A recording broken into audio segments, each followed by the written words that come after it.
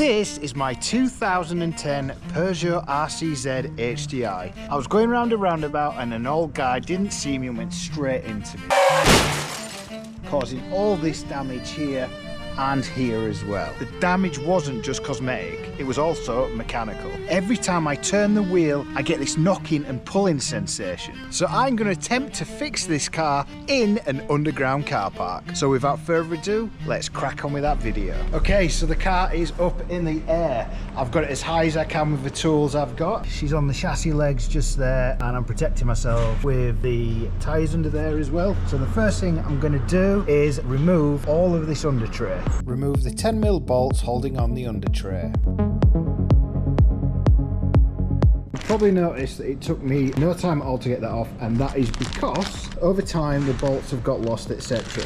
So I went online and I got this for about 17 quid. This is the number you're going to need if you want it, and I'm going to replace all the fixings under that under tray so that it'll go back nicely. So here is the new steering rack which I'm going to be replacing. I've already got it prepped. I got this off my mate Andy, 35 quid, absolute bargain off a low mileage RCZ. And before we do anything, I'm going to remove all this arch lining here because we need to drain the system first, and the pipe work for the power steering fluid is behind there. Remove roughly 8 plastic clips holding the under tray on.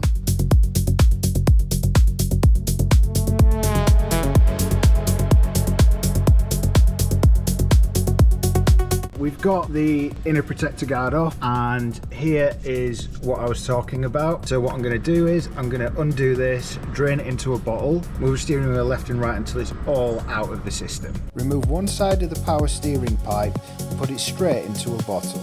So the bottle's ready, and all I'm going to do is move the steering wheel left and right, and hopefully we can see that coming out. Then start moving the steering wheel left and right until all the fluid is drained out of the system. Got as much of that out of the system as I possibly can. I must have spun the wheel about, I don't know, 20 times left and right. But at least now I've got the majority of that out because I think it's about half a litre. And even though this is new, it is quite dark.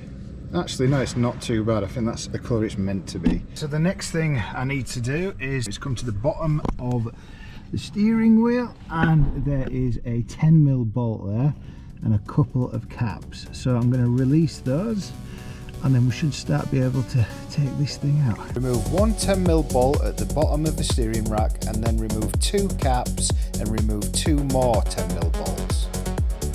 I've undone that. It was a bit awkward because the pedals are in the way, but you can do it. I did start to take this panel off here, but I don't know if you need to. I'm going to leave that like that for now. Now I'm going to start dismantling the suspension and try and drop this subframe down. Remove a crash bar support beam.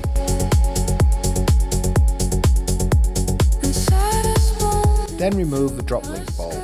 So that drop link's off. That was a bit of a nightmare, but if you put a bit of pressure on them, they usually come off. That was a 16. This is a 17. I'm going to see if I can pop this off now.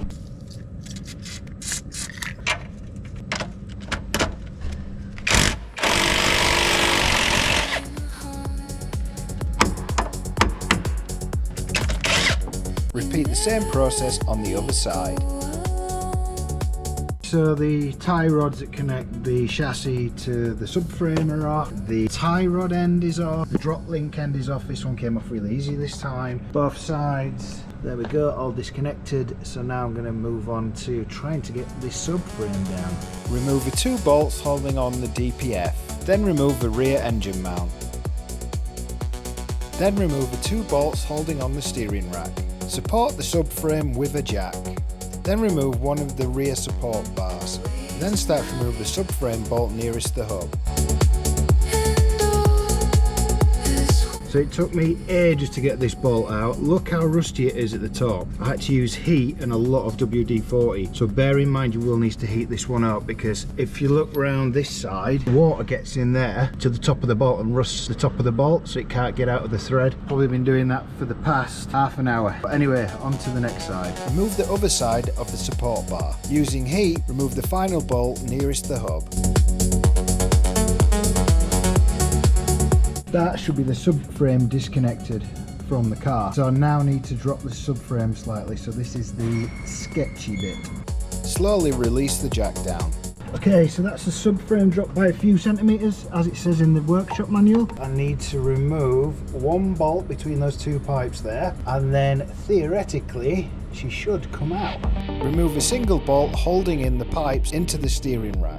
Using a pry bar, remove the pipes. Once free, start slowly moving down the subframe. Then slowly but surely you should be able to remove the steering rack from the subframe. Okay, so it's out. That was an absolute pain in the backside, and the reason I'm changing this obviously is because there is a knock-in inside here somewhere, and it's all got corrosion inside. I don't know if it's all linked or what, but there's definitely a knock-in in there. That's why I'm changing it. Now the only difference I can see is the pipes are green on the old one and the pipes are black on the new one, as is the pass-through pipe for the air between the boots as well. That's like a clear and this one's like a black. So what I'm going to do now, because all these were new in and outer tie rods I put on to try and find where this knock was coming out, so I'm going to transfer all these onto this one because I know they're a lot newer than the ones on these ones. So let's do that now. Using a couple of clamps, break off and then unwind the inner tie rods. Then wind out the other side so you can do the same. Then transfer onto the new steering rack, then clamping on the boots using either zip ties or the original metal clamps.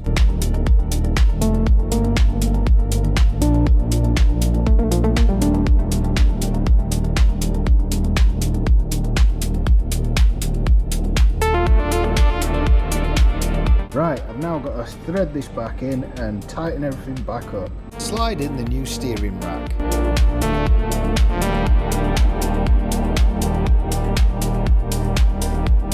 Okay, so I couldn't really video that because it was just too cramped in there, but let me explain. So I've spent about 2 hours trying to get back in these two pipes. It was an absolute nightmare, and the only way I've managed to do it is to poke the shaft through into the cabin and temporarily secure it back to the steering wheel, which then holds it in place. That then allows the pipes to sit where they should be, but what you have to do, make the pipes there kind of line up. So wiggle the pipes here, that's one of the pipes, and that connects to the top pipe up there, and eventually you'll get them to align, and then once you've aligned them, push them in place and then secure them with that bolt like I did before. Right, I'm going to try and get this subframe back up. Reattach all the bolts in the subframe.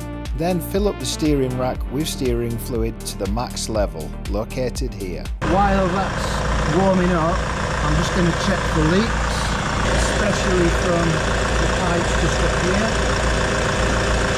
And I can't see any leaks at all.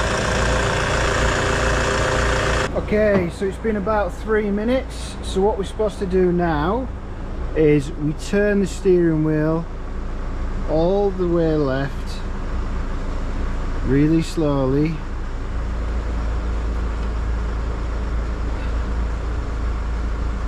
And then all the way right.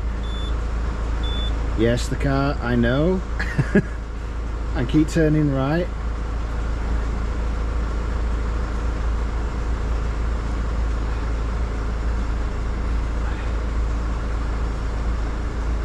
And then centerize her again, like so. Turn her off. So now I need to check what the fluid's like. A moment of truth. Yeah, so that's empty, so I need to add a little bit more and then we should be good to go. Right, I've put a little bit in there. Yeah, I'm happy with that. Right, let's get on with the other jobs. Well, since the engine's been running, it probably makes sense to start draining the oil, because we're going to do a service today as well. Full service, including brake fluid change. This is a 21mm.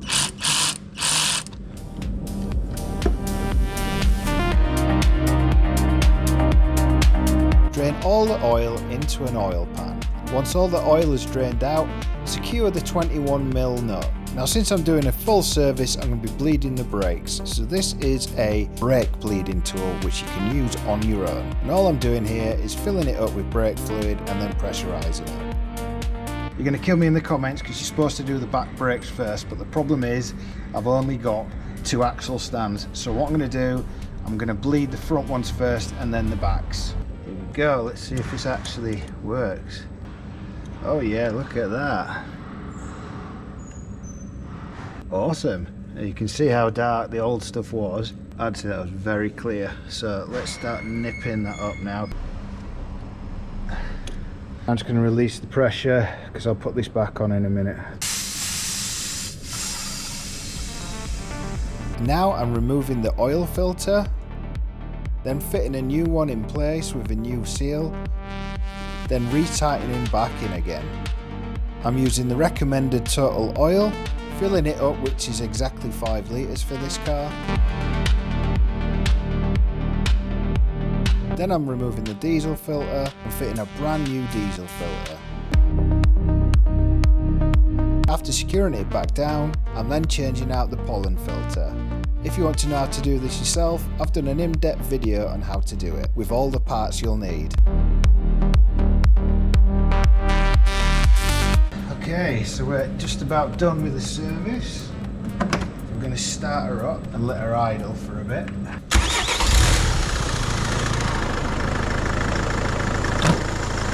Check for leaks.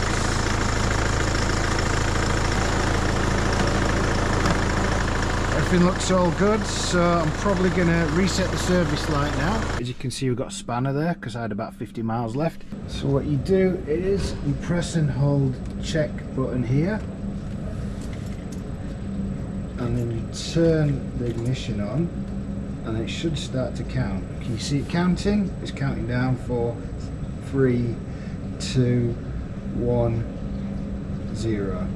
And then when you turn that off, next you turn it on, it should be gone. See, the spanner light's gone. Right, back onto the underside of the car. We're going to put the under tray back on, but something's been bugging me for ages is some of these screws are falling out of the chassis, like this one here, and 2 at the back as well. What I'm going to do is, I bought this kit off eBay, I think it was about 16 quid, and it's all the things you need to be able to attach that under tray back. You can also buy a new under tray if you need to, like I did, the same as what's on a Peugeot 308 HDI. So what I'm going to do now is I'm going to fit all these bolts and then slide the under tray back under. So all I'm doing here is putting the new fixings into the chassis, which will allow me to put the new bolts on, which will hold in the under tray. Once they're in, just fit the new 10mm bolts over where the threads are, and here presto, that's one secured under tray.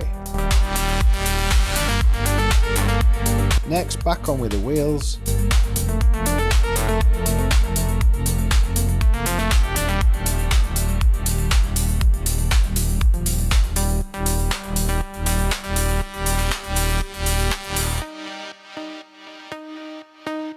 Now moving the axle stands to the middle of the chassis so I can work on bleeding the back brakes.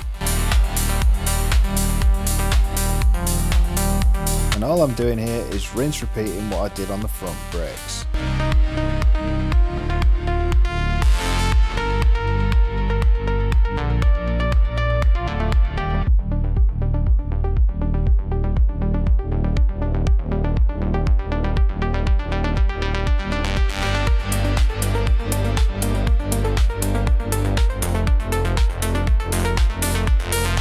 Okay, so that's the full service and everything fixed on the car.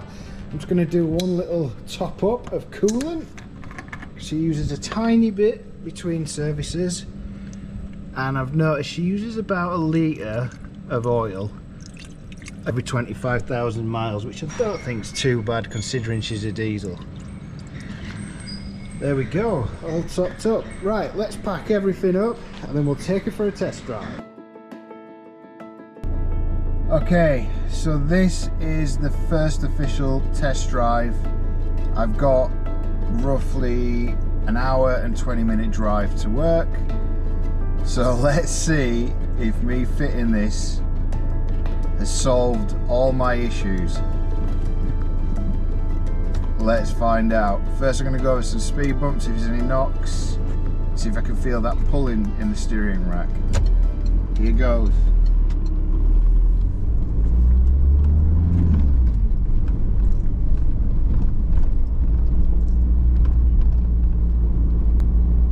Oh my god. Straight away I can feel, hang on, here's a speed bump. Oh my god, it feels completely different. I used to have a little knock in the steering when I used to go over speed bumps, and that's gone now.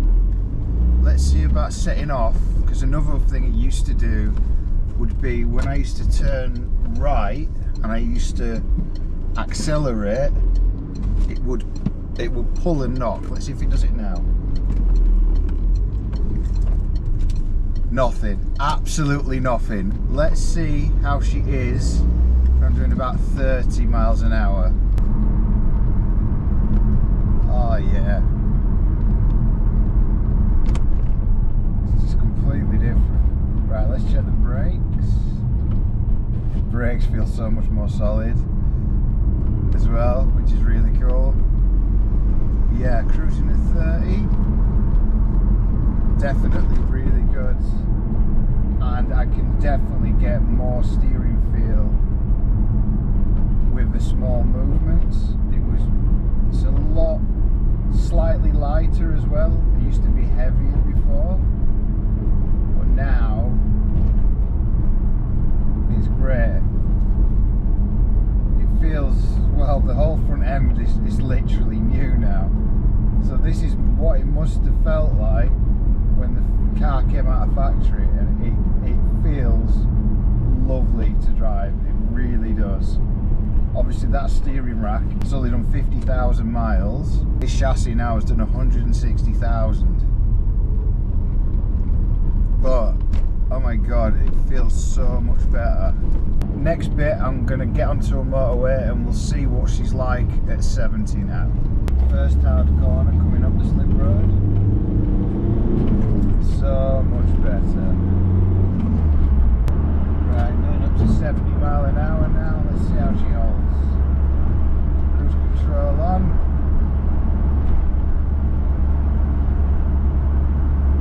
Perfect. Absolutely perfect.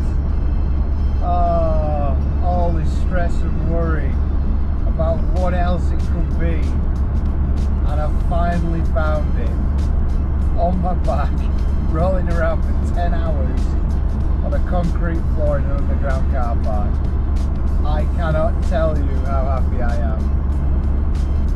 Anyway, if you enjoyed this video or you found it helpful in any way, please don't forget to like and subscribe, and I'll see you on the next one.